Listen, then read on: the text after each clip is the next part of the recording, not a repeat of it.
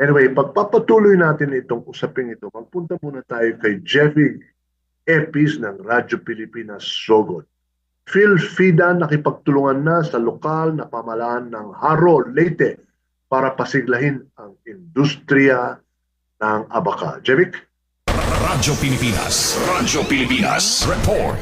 Pinapalakas ng Philippine Fiber Industry Development Authority o PhilFida Region 8 ang pakikipagtulungan nito sa lokal na pamahalaan ng Haro sa lalawigan ng Leyte upang mapasigla ang industriya ng abaka sa bayan.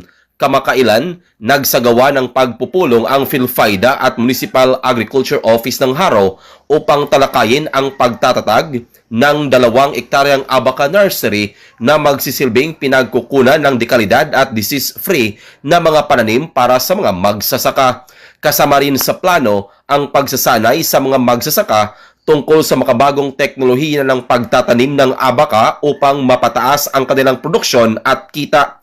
Matapos ang pulong, bumisita ang technical team ng PhilFida sa isang taniman ng abaka sa Barangay Tinambakan upang magbigay ng technical na rekomendasyon sa mga magsasaka. Ayon sa PhilFida Region 8, mahalaga ang patuloy na pakikipag-ugnayan sa mga lokal na pamahalaan upang mapalawak ang suporta sa komunidad na umaasa sa industriya ng abaka.